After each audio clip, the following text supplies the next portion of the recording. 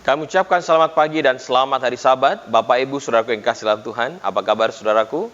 Semoga semua dalam keadaan baik, sehat, tidak kurang satu hal apapun. Kita masih berada di dalam suasana pandemi, namun kita masih boleh bersyukur, diperkenankan untuk boleh memuji dan membesarkan nama Tuhan. Sahabat Tuhan yang kudus, pagi ini sekali lagi kita akan mendengarkan kebenaran firman Tuhan. Dan saya ingin bersaksi sedikit, terima kasih banyak oleh karena berkat Tuhan yang telah menggerakkan sahabat kami yang jauh di satu tempat untuk mengirimkan satu alat yang baik untuk kami boleh gunakan dalam rekaman khotbah ini. Semoga Tuhan memberkati sahabat saya ini dengan pertolongan Tuhan, biarlah apa yang disumbangkan lewat apa yang dia sudah lakukan, apa yang dia sudah perbuat, yaitu membelikan mic ini, akan menjadi berkat bagi keluarga mereka. Terima kasih banyak. Baik, Bapak Ibu, kita akan berdoa mendahului pekabaran firman Tuhan yang akan saya sampaikan pada sahabat Tuhan yang kudus dan diberkati ini. Mari kita berdoa. Kami mengucap syukur Bapa atas kasih sayang Tuhan. Sahabat Tuhan yang kudus dan diberkati ini, kami diperkenankan kembali untuk membuka lembaran yang kudus firman Tuhan. Hati kami terarah kepadamu. Biarlah Roh Kudus Tuhan menuntun kami, agar kami dapat memahami segala pekabaran kebenaran ini, dan tolong kami untuk dapat menghidupkannya. Terima kasih Bapa, jadilah kehendak-Mu dalam kehidupan kami, dalam nama Tuhan Yesus kami sudah berdoa. Amin. Baik Bapak Ibu, Saudaraku yang kasih dalam Tuhan, pekabaran firman Tuhan pada Sabat yang kudus dan diberkati ini, saya beri judul, Api yang terus menyala dan membara. Bapak Ibu, mari kita buka Alkitab kita di dalam buku Daniel pasal 3, ayat 17 dan 18. Kisah tentang siapa ini? Daniel 3 ayat 17 dan 18 firman Tuhan, jika Allah kami yang kami puja sanggup melepaskan kami, maka ia akan melepaskan kami dari perapian yang menyala-nyala itu, dan dari dalam tangan-Mu ya Raja. Tetapi seandainya tidak, hendaklah Tuanku mengetahui ya Raja, bahwa kami tidak akan memuja dewa Tuanku, dan tidak akan menyembah patung emas yang Tuanku dirikan itu. Tentu Bapak Ibu mengenal tokoh Alkitab ini, Hananya, Misael, dan Azarya, yang lebih dikenal dengan nama Sadrak, Mesak, dan Abednego. Tetapi pagi ini saya lebih suka untuk mengucapkan nama mereka dalam bahasa Ibrani. Sebab nama-nama Sadrak, Mesak, dan Abednego ini adalah nama-nama Babel yang diberikan oleh Raja Babel untuk mengganti nama mereka dalam bahasa Ibrani. Orang-orang Ibrani memberikan nama anak-anak mereka memiliki arti yang sangat baik. Jadi saya mau gunakan nama Ibrani saja. Hananya, Misael, dan Azarya. Nah, saudaraku yang kasih dalam Tuhan, Hananya, Misael, dan Azarya ini, mereka adalah para petinggi yang ada di Babel bersama-sama dengan Daniel. Ketika Nebukadnezar mendirikan patung yang besar dan tinggi, yang semuanya terbuat dari emas, mereka diminta untuk menyembah patung yang didirikan oleh Nebukadnezar ini. Tetapi oleh karena keimanan mereka yang besar, mereka tidak mau menyembah patung raja ini. Apa yang dilakukan? Kita tahu bersama bahwa mereka kemudian dimasukkan ke dalam dapur api yang menyala-nyala. Saudaraku, Alkitab mencatat, mereka tetap tidak mau menyembah patung itu, walaupun diberikan kesempatan kedua. Dan ketika mereka dimasukkan ke dalam api yang menyala-nyala ini, Alkitab mencatat, api itu tidak membakar mereka. Apa yang dibacakan di dalam ayat Daniel pasal 3 ayat 17 dan 18 tadi menunjukkan iman mereka. bahwa mereka tetap berdiri teguh di dalam kebenaran Tuhan, walaupun nyawa taruhannya. Pekabaran firman Tuhan pagi ini membahas tentang bagaimana kita sebagai umat Allah telah terpanggil untuk melayani. Saya yakin ada di antara saudara yang saat ini melayani sebagai pegawai-pegawai jemaat. Ada juga yang menjadi anggota awam biasa. Tetapi, walaupun kita ini anggota biasa, tetap di hadapan Tuhan, kita ini adalah para pelayannya yang dipanggil khusus untuk melayani Dia. Itulah sebabnya dikatakan tadi, apakah saudara dan saya akan tetap setia di dalam kebenaran Tuhan, di dalam pelayanan kepadanya, walau nyawa taruhannya. Kita baca ayat berikutnya di dalam buku 2 Timotius pasal 4 ayat 5 sampai 8. 2 Timotius 4 ayat 5 sampai 8 firman Tuhan. Tetapi kuasailah dirimu dalam segala hal, sabarlah menderita, lakukanlah pekerjaan pemberita Injil, dan tunaikanlah tugas pelayananmu. Mengenai diriku, darahku sudah mulai dicurahkan sebagai persembahan dan saat kematianku sudah dekat. Aku telah mengakhiri pertandingan yang baik. Aku telah mencapai garis akhir dan aku telah memelihara iman.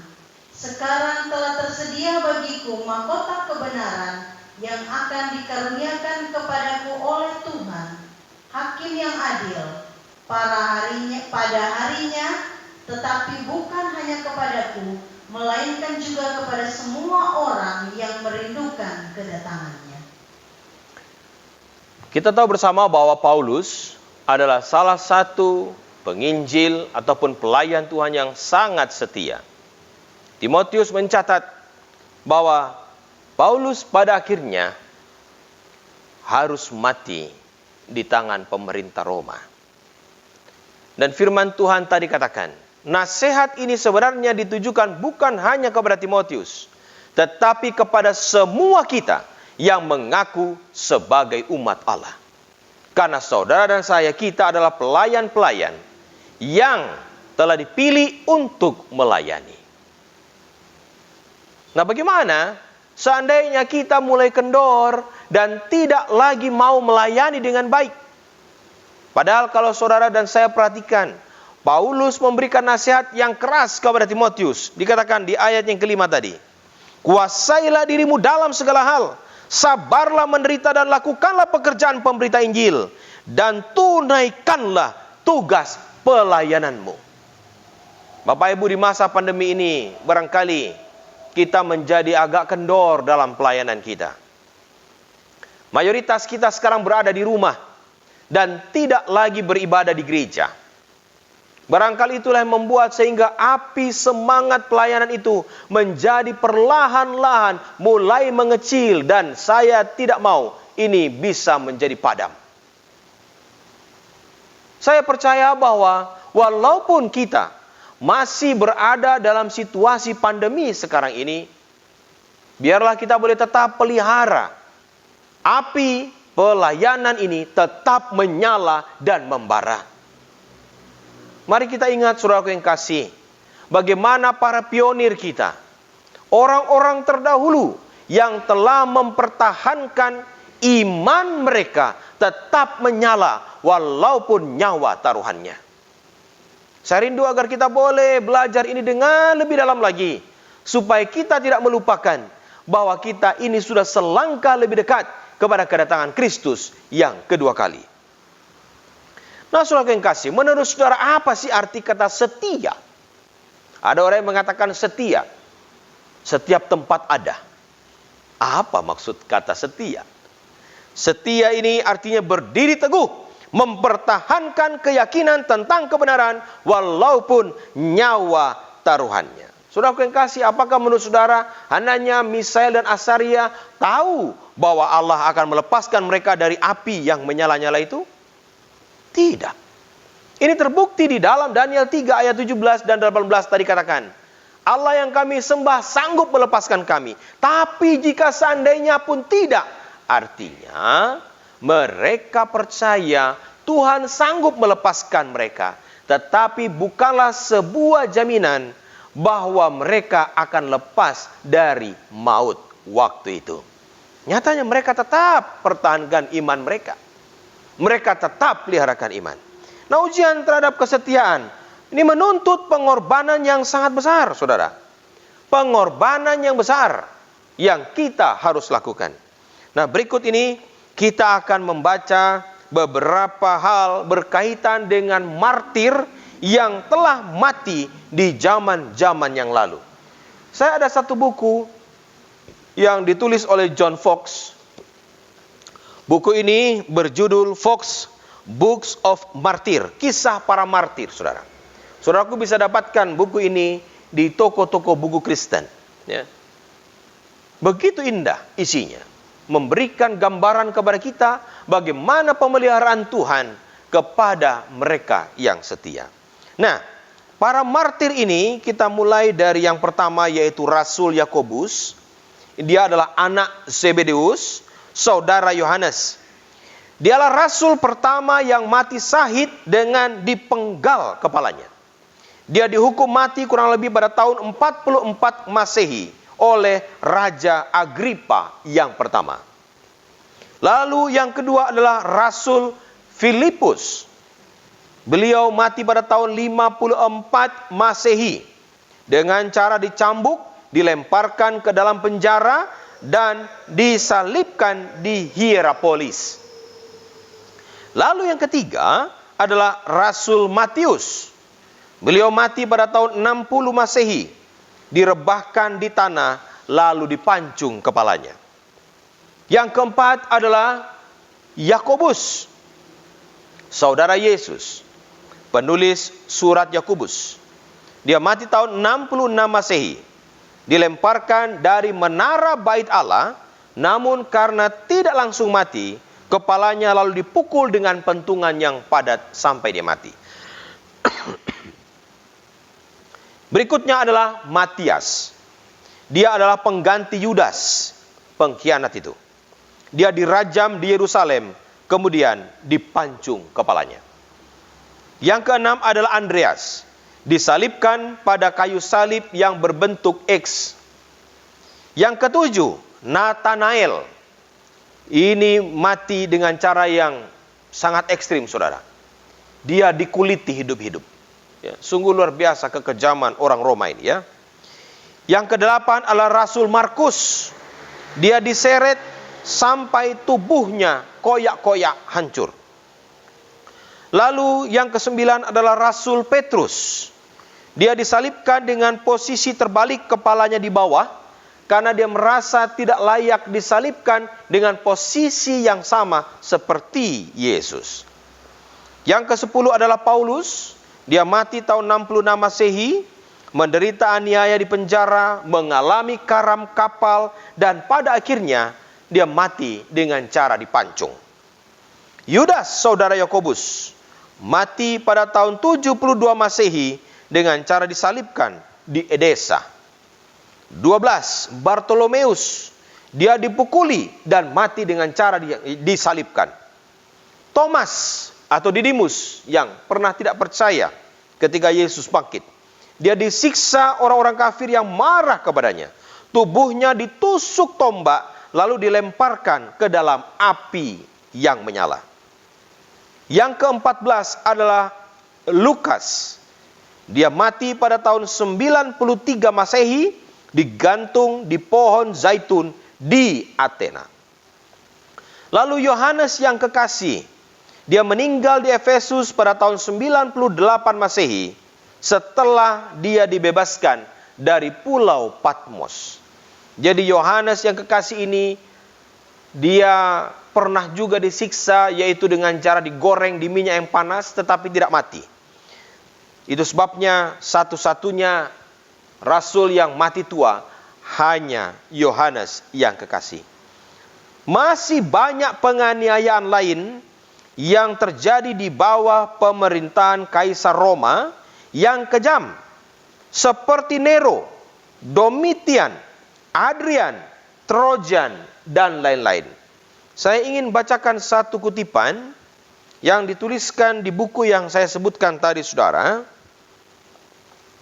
mengenai penganiayaan yang dilakukan di masa kepemimpinan Kaisar Marcus Aurelius Antonius pada tahun 162 sampai 180 Masehi. Demikian.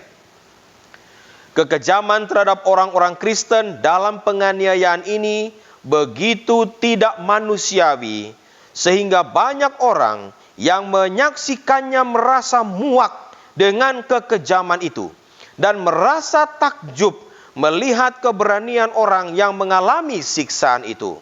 Beberapa martir kakinya dihancurkan dengan alat penjepit, kemudian dipaksa berjalan di atas duri, paku, kerang yang tajam, dan benda-benda tajam lainnya. Orang yang lain dicambuk sampai otot dan pembuluh darah mereka pecah. Kemudian, setelah mengalami penderitaan melalui siksaan yang paling mengerikan yang bisa dipikirkan, mereka dibunuh dengan cara yang mengerikan. Namun, hanya sedikit yang berpaling dari Kristus atau memohon kepada para penyiksa mereka untuk meringankan penderitaan mereka. Saudaraku yang kasih dalam Tuhan, sebagaimana yang disebutkan di dalam Alkitab, bahwa orang-orang Roma, para penguasa Roma, dilambangkan di dalam Daniel pasal 2 sebagai penguasa yang dilambangkan dengan logam besi.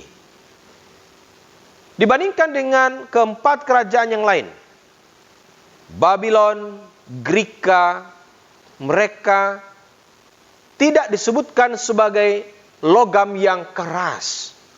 Tetapi Roma disebutkan dari logam, yaitu besi, yang tentu saja keras. Inilah yang menyebabkan sehingga begitu banyak penganiayaan yang kejam yang dilakukan di masa pemerintahan mereka. Saudara yang kasih dalam Tuhan, mengapa para pionir kita ini, mereka rela digunakan untuk pekerjaan Tuhan, bahkan sampai mati? Ada banyak hal yang saat ini mungkin tidak dapat disamakan dengan mereka. Mungkin penderitaan kita yang kita alami saat ini tidak bisa dibandingkan dengan apa yang mereka alami. Saya rindu agar kita boleh mengingat kembali, saudara-saudara. Masih ingatkah kita terhadap panggilan Tuhan kepada kita masing-masing?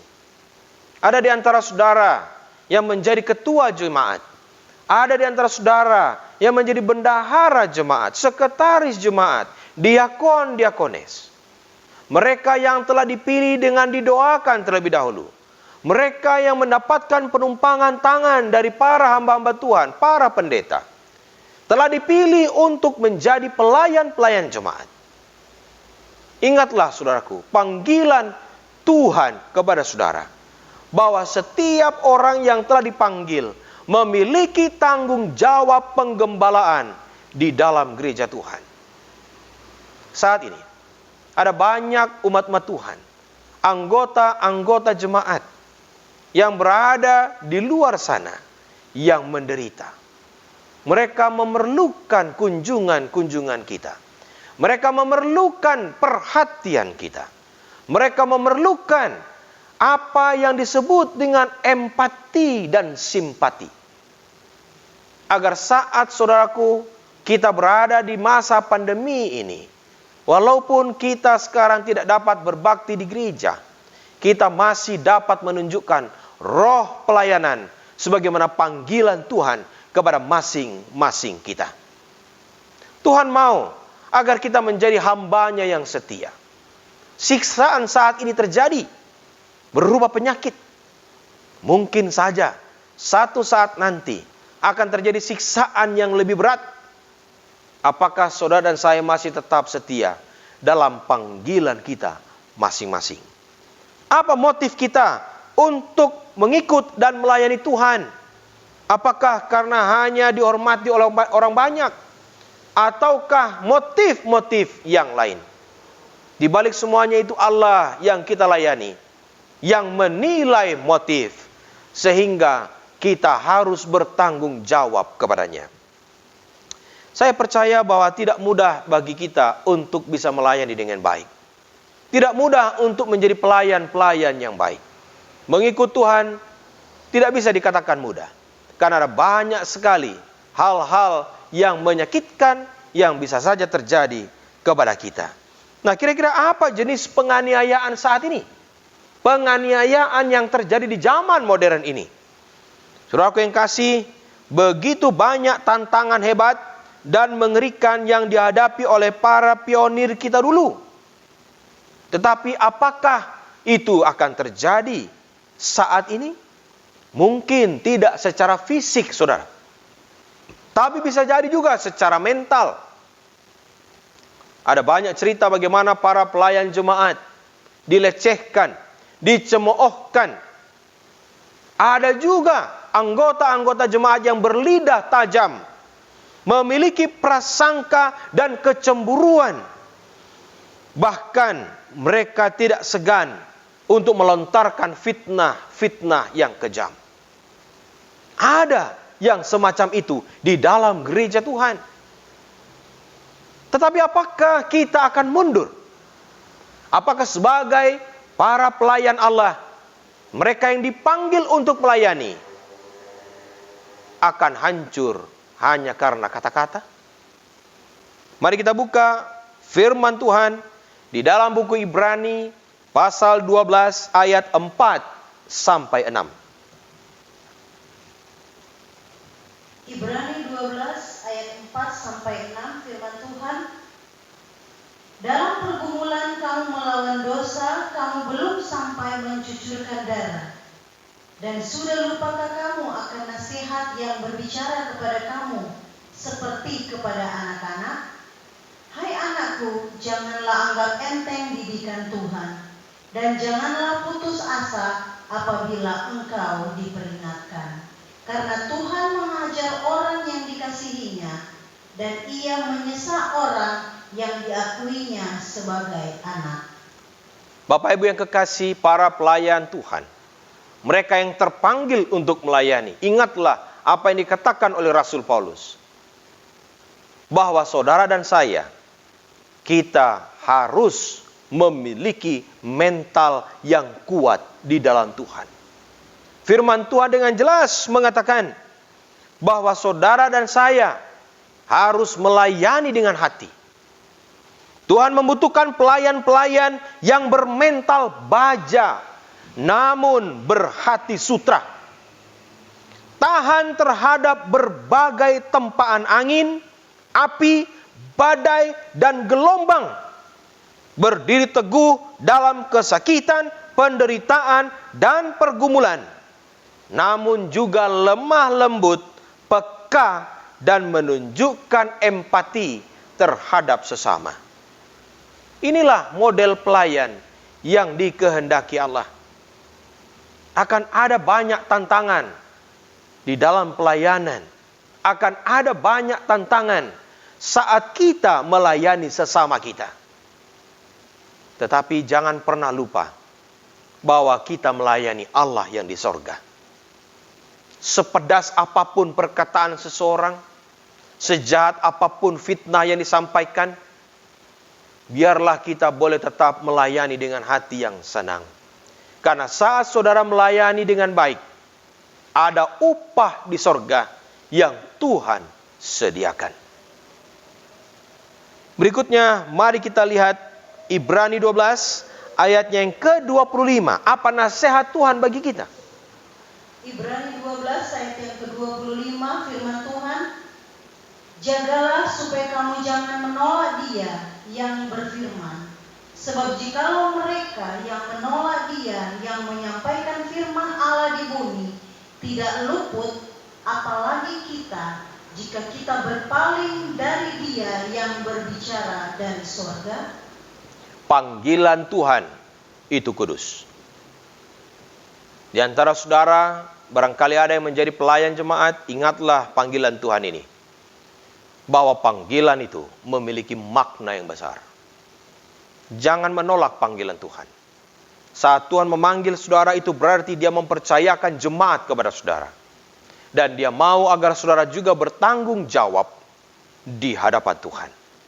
Nah, itulah sebabnya Bapak Ibu, saya dengan jelas katakan bahwa memang tidak mudah untuk melayani. Tidak mudah untuk digunakan Tuhan. Masing-masing kita memiliki talenta dan kemampuan yang berbeda. Tetapi kita akan saling melengkapi satu sama lain. Biarlah kita boleh saling bekerja sama satu sama lain untuk menyelesaikan pekerjaan ini.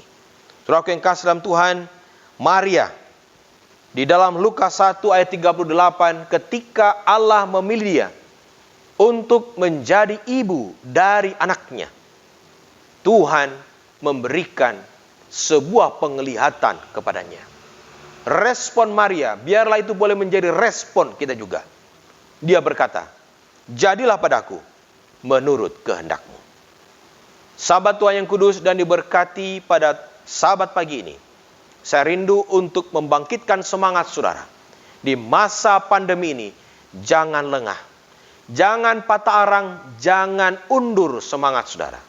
Walaupun kita masih tetap beribadah di rumah, lakukanlah tanggung jawab saudara sebagai orang-orang yang telah dipilih dan diurapi untuk melayani. Biarlah kita boleh melayani dengan sukacita. Walau apapun yang terjadi, ingat panggilan Tuhan, bahwa dia telah memanggil saudara dan saya untuk menjadi kepanjangan tangan kasih-Nya bagi umat-umatnya. Saya rindu membacakan satu kutipan lagi di dalam buku ini, saudara. Halaman 13, tentang seorang yang bernama Polikarpus. Polikarpus, seorang murid Rasul Yohanes dan penilik gereja di Smyrna. Ia mendengar bahwa para prajurit mencarinya, lalu berusaha melarikan diri. Tetapi ia ditemukan oleh seorang anak. Setelah memberi makan para penjaga yang menangkapnya, ia meminta waktu 1 jam untuk berdoa, dan permintaannya dikabulkan mereka. Ia berdoa dengan begitu tekun, sehingga para penjaga itu meminta maaf kepadanya, karena mereka ditugaskan untuk menangkapnya. Namun, ia akhirnya dibawa ke depan gubernur, dan dihukum bakar di tengah pasar. Setelah putusan hukumannya ditentukan, gubernur itu berkata kepadanya, "Celalah Kristus, dan aku akan melepaskan kamu." Polikarpus menjawab, 86 tahun aku telah melayani dia. Ia tidak pernah berbuat salah kepadaku.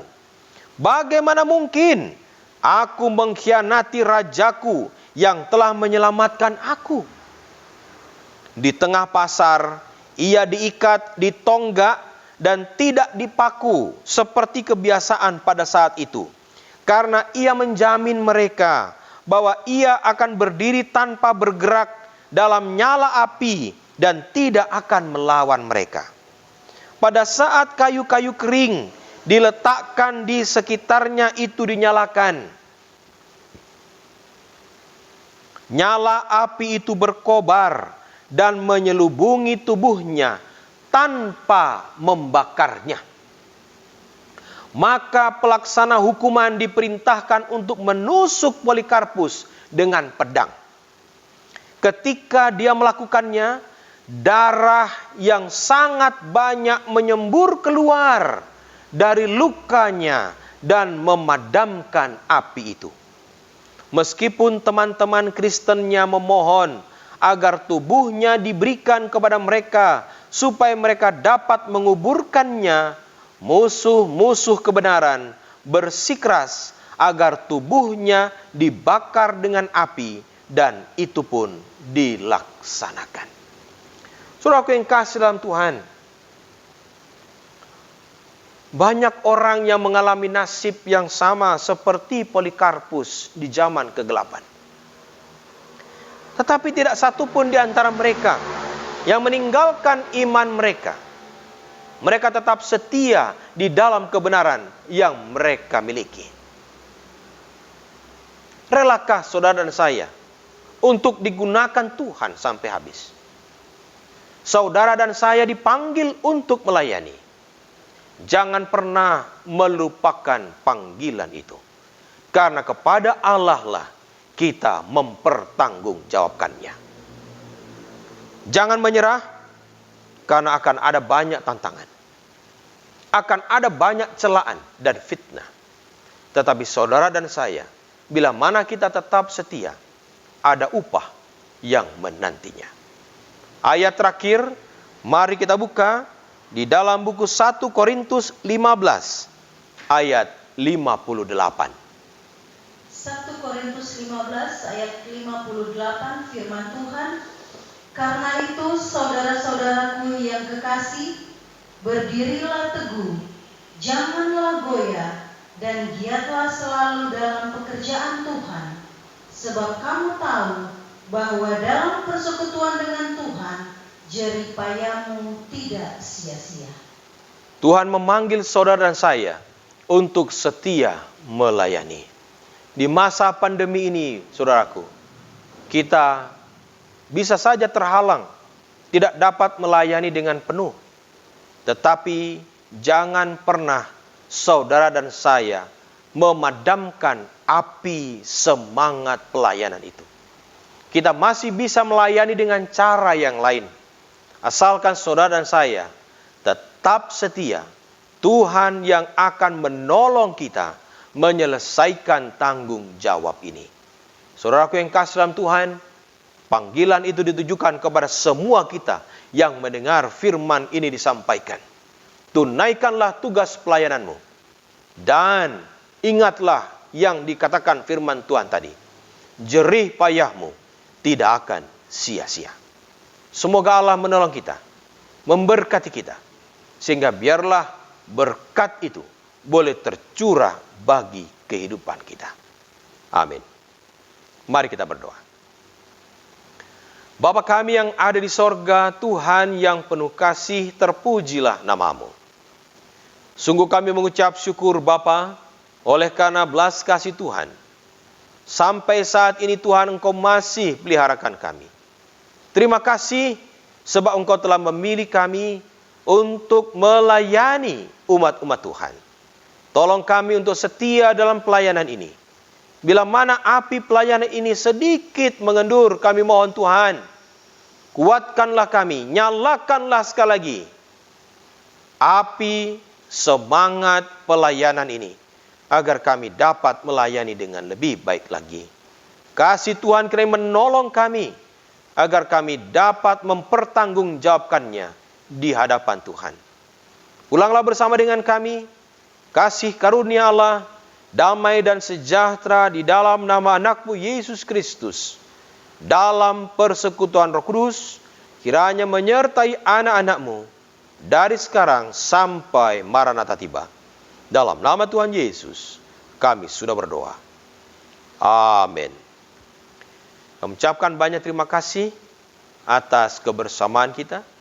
Biarlah Tuhan yang akan senantiasa menyertai kita bersama. Amin.